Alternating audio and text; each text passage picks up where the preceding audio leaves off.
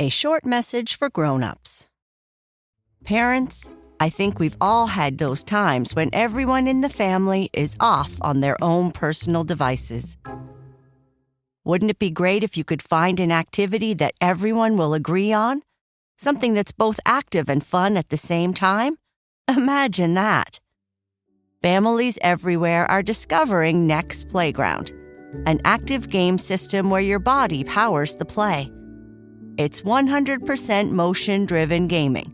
No controllers or wearables needed. Just play naturally. And the games are so great and immersive. Go flying in the world of How to Train Your Dragon. Dance with Barbie. Pop bubbles in Gabby's dollhouse. Or master some moves with Kung Fu Panda. Right from your living room. Even better, Next Playground is kid-safe, with no ads, in-app purchases, or mature content. Next Playground is your feel-good solution to these long summer days. Want to learn more? Visit nextplayground.com. That's nextplayground.com to explore active family gaming today. A short message for grown-ups. Looking for a fun way to keep the Bluey fans in your home busy with imaginative, screen-free play? The Bluey Supermarket playset is here, standing over 15 inches tall and packed with surprises across 3 levels of fun. Inspired by the episode Kids, this set comes with exclusive Bluey and Bingo figures, including Bingo holding her lollipop. There's a real working escalator, a rooftop cafe, and even an intercom with 24 different sound effects your kids will love. With over 15 play pieces, shelves to explore, carts to fill, and stickers to decorate, your little ones can recreate favorite scenes or invent new ones of their own. It also works with all your other Bluey figures for even more imaginative adventures. The Bluey Supermarket playset is available at all major retailers.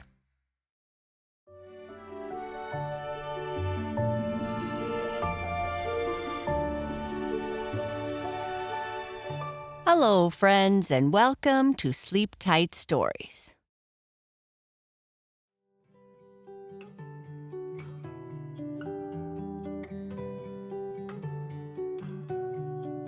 Bernice made a big mistake, and when she tells Papa Bear about it, they agree that maybe they need to be more careful. Bernice asks Papa Bear for a short story, as she is tired. And he decides to tell her a story about Boo Boo and Kai Kai and how they decide to go and try to find the whispering tree. Boo Boo and Kai Kai visit the whispering tree. Papa, I think I made a tiny mistake tonight, Bernice said as she came out of the bathroom. That's okay, little bear. We all make mistakes, Papa Bear said, but then decided perhaps it was best to ask more. But what kind of mistake did you make? Well, I am getting older and can take care of myself at bedtime. I put my clothes out for the morning, did my stretches, and deep breathing, just like in the story you told me. Brushed my teeth, and all that stuff. I even made sure my friends, Twigga, Wolfie, and Madeline, were ready for bed. Except, Wolfie has bad breath, so I think he needs to go to the dentist. And? Papa Bear asked, waiting to hear what the mistake was. Yeah, well, I put some bubbles in my bath, Papa, and I put in the same amount as always, but I didn't read on the outside of the bottle where it said super concentrated. Then there were so many bubbles that the whole bathroom was covered. It was like a bubble fog. I couldn't even see where I was going. I tried to clean up all the bubbles, Papa, but some got on the ceiling. And no matter how hard I tried, I couldn't jump up high enough to clean that part. With a sigh, Papa Bear laughed and said, "It's okay, little bear. It's easy to miss these words on packaging sometimes. I bet Mama didn't even know the bottle of bubble bath was different when she bought it. But you are still squeaky clean, right?" "Yeah, and maybe the rest of the bathroom is too. But you know what, Papa? Even though it was a mistake, it was kind of a fun mistake. Lots of bubbles in the bath are fun, and you can play so many games with bubbles." "Haha, yes, I bet it is fun. Maybe I should try it when I have a bath." "Papa, you can't have a bubble bath with my bubbles. You are all grown up." "Can't grown-ups have fun too?" Papa Bear asked. "Yes, I guess so, but then you would smell like I do." "Stinky, you mean?" Papa Bear said with a laugh. "Hey," Bernice said, trying not to laugh. "Okay, I'll clean up the bathroom before I go to bed, which might be very soon," Papa Bear said with a great big yawn. "I'm a super sleepy bear tonight." Getting into bed, Bernice said, "I'm still super full from that super yummy lasagna we had at dinner time." "Yes, it was very tasty. Your mama makes the best lasagna in the whole wide world," Papa Bear said. "Yeah, I think so." Bernice put her friends in just the right places, pulled her covers up tight, and said to Papa with a big yawn, "It's that time, Papa." "And what time is that, little bear?" replied her papa, yawning again. Yawns are very infectious. "Well, it's time for a bedtime story. Can you tell me a short story tonight?" "Sure, little bear. Should I tell you a story about the bubble trees? Or should I continue the whispering wind? How about something with Boo Boo and Kai Kai?" "Okay, I can tell one about our brave friends. Maybe they can go in search of the whispering tree." "Mama used to whisper to me, Papa, when I was young, but now that I am almost grown up, she doesn't do it so much. Bobby tried to whisper a secret to me in class once, but he got in trouble because the teacher said whispering is the same as talking in class." "Ha ha ha, that Bobby." "Are you comfy?" "Yes, Papa." "How about Twigga, Wolfie, and Madeline? Are they ready for a story too?" "They say they are ready." "Okay, give me a hug and a kiss, and I'll tell you a short story." "Thank you."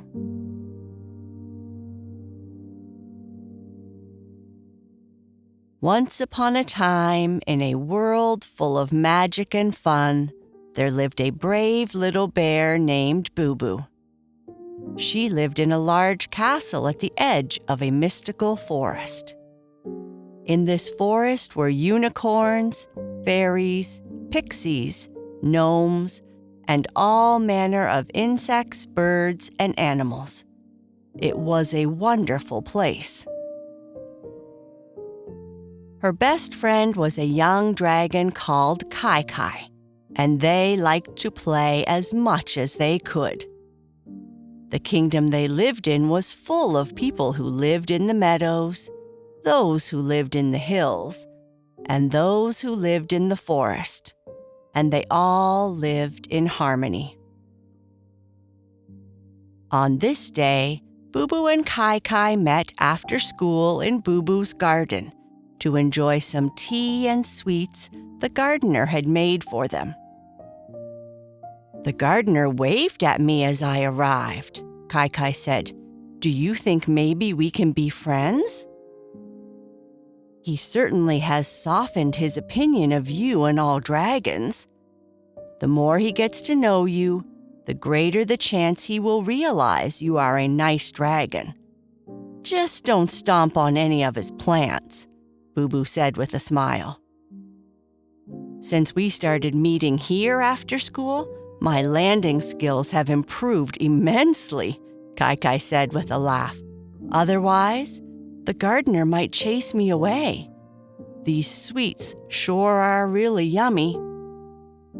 Don't forget to thank him, Boo Boo said. I won't. So, how was school today? Anything exciting? My classes seemed like they could have been more interesting. I can't wait for the next cycle to practice flying again. I prefer claws-on activities. Well, we are still getting started in most of my classes, but in history, the teacher encouraged us to go outside and find some history for ourselves. That sounds fun.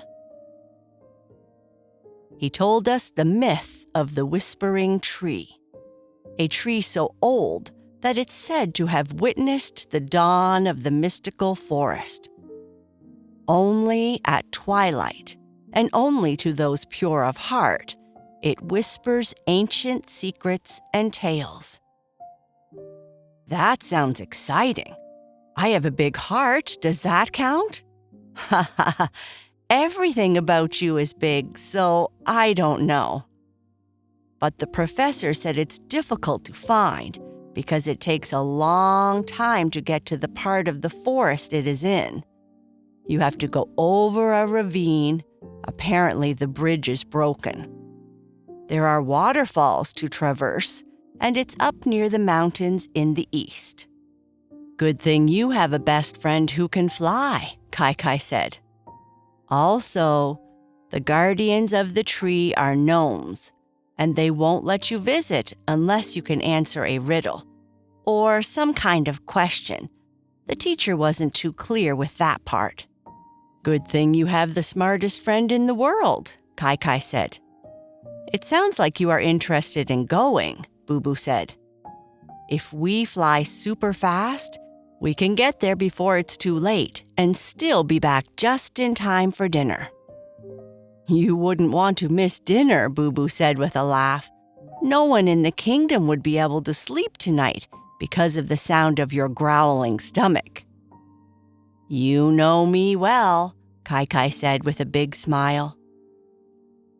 After finishing at least 10 large sweets, Kai Kai said, "Why don't you hop on and we'll start the trip to the tree?" As Boo Boo hopped on Kai Kai's back and got comfortable, Kai Kai laughed and asked, "Where exactly am I flying to again?" "I guess that's an important piece of information," Boo Boo laughed. The teacher read from a book which said that it's past where the unicorns and fairies play. "Beyond the unicorns' grazing grounds, by the shimmering streams you must go," he recited, which is pretty vague, but we know it's to the east near the mountains and a middle shimmering stream. It's always the middle, and there should be a beautiful meadow. If we see a group of gnomes guarding a tree, that might be a good indication that we found the right place. I think I have an idea. We flew past a field once by a shallow stream. I think I know where to take us. Great, let's go. Kai Kai spread his wings and took to the air, and Boo Boo felt the familiar excitement as he went higher and higher in the sky. Initially, the powerful flaps of Kai Kai's wings echoed loudly, but as he began to coast, their rhythmic sound became soothing. Looking below, Boo Boo watched the landscape become small, with trees, beings, and magical creatures of the forest turning into mere specks. Boo Boo always loved flying with Kai Kai, except when it rained, of course. Lying back down closer to the ground, a patchwork of green treetops came into view. They spotted herds of unicorns beside a fast-moving stream, their manes reflecting the sun. Boo Boo waved because they often played with the unicorns, and most creatures of the kingdom were friends with each other. "Now we fly east," Kai continued, "to where mountains touch the clouds." Kai adjusted his direction, heading straight for the majestic mountains. Their peaks were draped in clouds, and at their base lay dark caves. "There is a ravine below," Boo said. As they neared the mountains, flying over the ravine, they saw a series of waterfalls. Still, one stood out, splitting into 3 shimmering streams. Kai hovered above, letting Boo survey the land. "Now, follow the middle stream till it meets the golden meadow." They trailed the central stream, which led them to an expansive meadow, its grasses shining as if sprinkled with rain. "And finally," Boo said, excitement evident in her voice, "search for the tallest tree, with leaves that glow even without the sun's touch." And there, at the heart of the golden meadow, stood the whispering tree. Taller and older than its counterparts, its leaves emitted a soft glow, inviting them to come closer and discover the tales it held within. But first, they would have to talk to the gnomes. Approaching the gnomes, Boo said, "Hi there. My name is Boo, and this is Kai, and we have come to see the whispering tree." "Pleased to meet you both," the eldest-looking gnome said in response. "Before you can visit the tree, you must answer one riddle." "I'm ready," Kai said with confidence in his voice. A younger-looking gnome stepped forward and said, "In the daytime, I'm with you, but at night, I am gone. I'm not a star or the moon's glow, but without me, you can't go on. What am I?" Kai froze, and if he could, he might have blushed. He didn't know the answer, and as he usually does when he needs to think, he started pacing back and forth.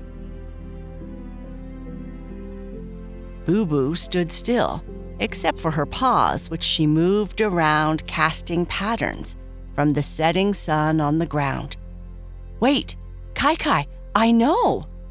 My teacher wanted us to experience history, and the answer to this is something we could experience as the sun sets and changes the light on the ground.